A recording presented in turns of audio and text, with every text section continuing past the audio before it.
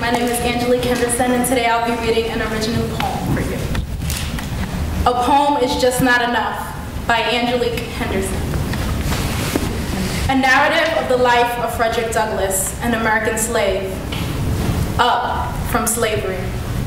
The autobiography of Malcolm X. Singing and swinging and getting merry like Christmas. The souls of black folk. What I'm about to say to you is not a joke, because the lives of the people delineated in these books should definitely incite you to re-examine your looks. Yes, I'm talking to parents, but I'm referring to the inside too, because these people have done phenomenal things for you. They didn't always have nice suits, skirts, and cufflinks, and if you ask me, well, that really stinks. But they didn't complain about stains that would hinder their fame, but rather stains on society which constantly inflicted pain. They didn't stop playing baseball because of prejudice by a team. They didn't give up their seat on the bus because the driver was mean. They didn't stop going to school because Eisenhower barely protected them. They didn't stop studying peanuts for fear of the stem. They didn't stop having a dream because people wanted them killed.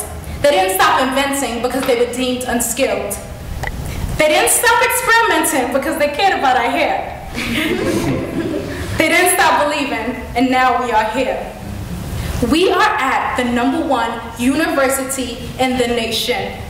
Doesn't that give you some type of inner sensation?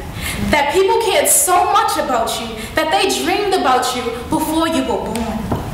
That they fought for you as their clothes, lives, and pride were torn. Quote, I have a dream that my 4 children will one day live in a nation where they will not be judged by the color of their skin, but by the content of their character.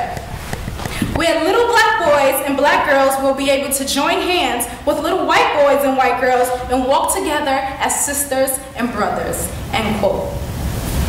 My friends, we have moved closer toward that nation today, but I'm sorry, Dr. King, we are still on our way. I assure you, though, that God has not forgotten about America, despite the hysteria to be the next LeBron James or Sierra. There is nothing wrong with those professions, but there is so much more, and I'm tired of seeing our youth knock on every other studio door. I can do my work with the UMRP, but what does that actually mean to me? I can speak to youth about college, drop a little knowledge, but what am I really trying to acknowledge? I can tell you a little right now, but a poem is just not enough. Because I assure you, my friends, I'm saying a lot of stuff. Black History Month is both a month of remembering and looking forward for me, because as they say, the apple doesn't fall far from the tree. Our ancestors, yes, our, because though my parents are from South America, I've experienced the power of those who have the upper hand making you feel like a coward. Like you're not good enough, you don't matter. Like you're not smart enough, and your skin color is an indicating factor. I've been there, and now I'm here. But I haven't been there in a sense of protests or sit-ins, or the Supreme Court telling me where to sit on the train because I didn't fit in. But they have. And every single Black History Month and day of my life, I remember and plan.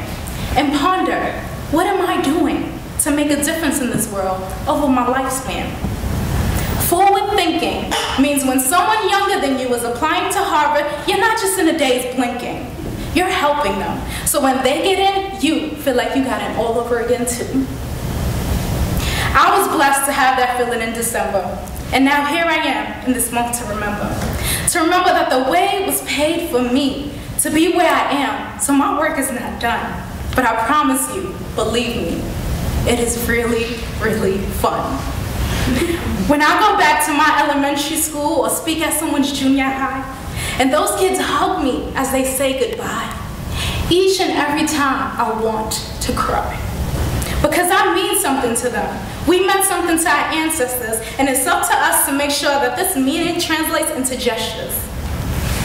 Martin Luther King Jr., Sojourner Truth, Rosa Parks, you're all extraordinary dear to our hearts. Malcolm X, Madam C.J. Walker, Elijah McCoy, just the sound of your names bring me tremendous joy. Thurgood Marshall, Jesse Owens, Harriet Tubman, such honorable men and honorable women. Dred Scott, Booker T. Washington, Shirley Chisholm, W.E.B. Du Bois. You guys can stop me soon, because right about now I'm like a wound-up toy. David Evans, Dean Hammonds, Brandon Terry, thank you for all of this. 5 minutes simply isn't enough to thank you and those I know I've missed. So I'll end with this. Barack Hussein Obama, 44th President of the USA. It took 219 years to be able to say we have a black president in office today. When he's done, how long will we have to wait again? But until then, happy Black History Month, my friends. Thank you.